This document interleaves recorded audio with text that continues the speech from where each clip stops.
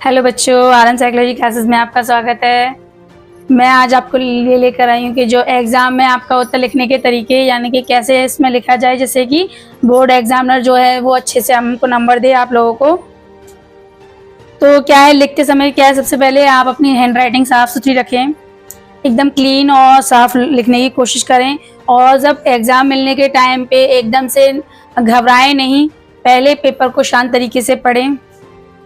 और कठिन प्रश्नों को भी ये नहीं सोचे कि अगर पेपर में कठिन प्रश्न आए हैं तो आप उनसे डर जाएं। जो भी है कठिन प्रश्नों को भी हल करने की कोशिश करें और कोई भी प्रश्न को छोड़कर नहीं आना है, क्योंकि कोई भी प्रश्न से रिलेटेड आपका कुछ भी जानकारी है तो आप उसको शॉर्ट आउट करें। तो सबसे पहले जो भी आप अपना पेपर स्टार्ट करने से पहले उसको पढ़ें अच्छे से। और आपको जो भी उसमें सेक्शन है यानी कि जो भी खंड दिए गए हैं उनको, उनमें से जो भी क्वेश्चंस आपको सबसे पहले आते हैं उनको करने की कोशिश करें। और उसमें जो कॉपी में आप लिखें तो सबसे पहले जो सेक्शन है वो इंटेंशन करें, यानी कि जो भी सेक्शन डालें वो अच्छे से लिखे। जैसे खंड का आप लिख रहे हो तो खंड का से जो भी क्वेश्चन कर रहे हैं, अगर बहुविकल्पित कर रहे हैं तो उनको डालें और उनको पहले लाइन से कर दें। और जो भी है आप अपना कम से कम एक स्केल से थोड़ा सा और ज़्यादा दोनों साइड लाइन खींचें, जिससे एग्जामिनर नंबर दे तो क्लियरली वहाँ पर आपको दे सके। इसके बाद जो है कि आप लिखते समय ओवर राइटिंग ना लिखें और इसमें सिंपली जो भी है, अगर आपको कोई भी गलती हो गई है तो सिंपली आप ना एक लाइन से उसको काट दें, ज़्यादा काटा पीटी ना करें उसमें, और एक लाइन खींच दें। अगर पेपर में आपको जो भी खंड आपको पहले आता हो उसके सारे क्वेश्चंस को सीरियल से करें और कोशिश करें कि आप सिस्टमेटिक तरीके से लिखें, क्योंकि एक एग्जामिनर जब देखता है तो एक सीक्वेंस से लिखा होता है तो उसमें आसानी रहती है उसको चेक करने में। तो क्या है, वो ज़्यादा परेशान नहीं होता है, तो इससे क्या है आपको अच्छे नंबर देता है।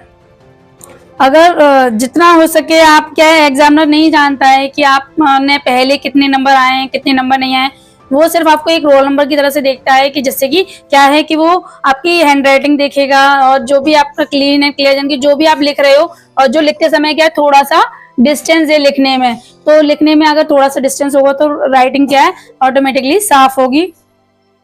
अगर आपको लगता है कि आपको कुछ नहीं आ रहा है तो उसकी, जैसे कि अगर आपको लगता है कि एक जो हमने खंड लिया है उसका एक क्वेश्चन नहीं आ रहा है तो क्या है, थोड़ा सा उसके पेज छोड़ दें और बाकी का जो भी है, अगर आप जिस खंड से आपको क्वेश्चन करने हैं उस खंड का नंबर डालिए। नंबर सही तरीके से डले होने चाहिए जिससे कि एग्जामिनर को चेक करने में दिक्कत ना हो।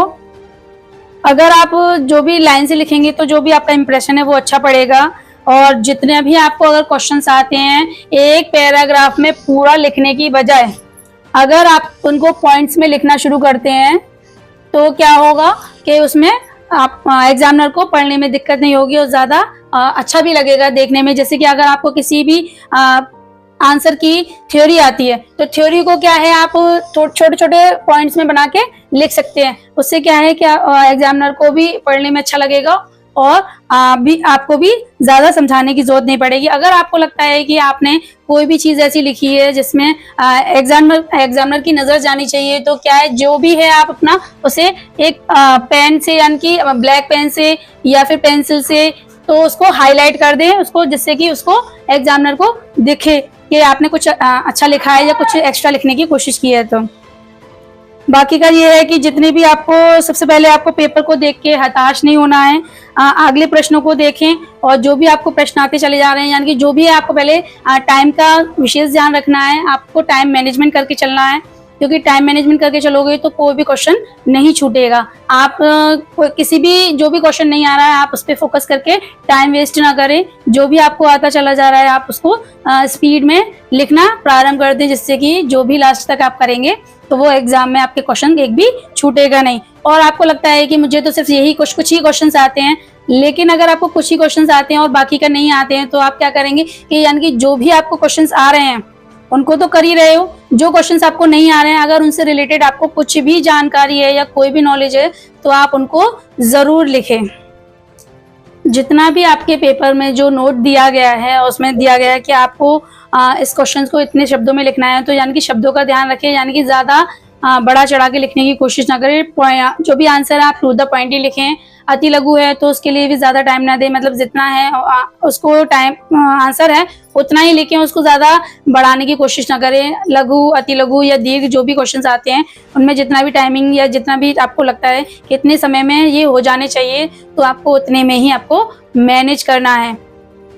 अगर आप सिस्टम से लिखेंगे तो एग्जामिनर को जो है एक अच्छा देखेगा, और अगर आपने जो भी पॉइंट लिखे हैं अगर उससे रिलेटेड अगर जो भी क्वेश्चन लिखे हैं या जो भी पॉइंट लिखे हैं अगर उससे रिलेटेड आपको अगर कोई भी डायग्राम या चार्ट आता है तो आप उसको जरूर बनाएं। उससे क्या होगा, एक अच्छा इंप्रेशन पड़ेगा और आपको नंबर भी थोड़ा ज्यादा मिलेंगे। और अगर आपको लगता है कि हमारे कोई क्वेश्चन छूट ना जाए इसीलिए पछतावा ना हो तो अपने टाइम मैनेजमेंट अच्छे से बना के चले, जिससे कि जो पेपर में दिया गया है उसको सारे क्वेश्चंस को अटेम्प्ट कर किया जाए। जैसे क्योंकि अगर आप क्वेश्चन को छोड़ते हैं तो क्या होगा, एग्जामिनर क्या है उसके नंबर तो नहीं मिलेंगे, लेकिन अगर आपने उस एग्जाम से क्वेश्चन का कुछ भी थोड़ा बहुत भी लिखा है तो कम से कम एग्जामिनर क्या है वो आपको थोड़े बहुत तो नंबर देगा ही।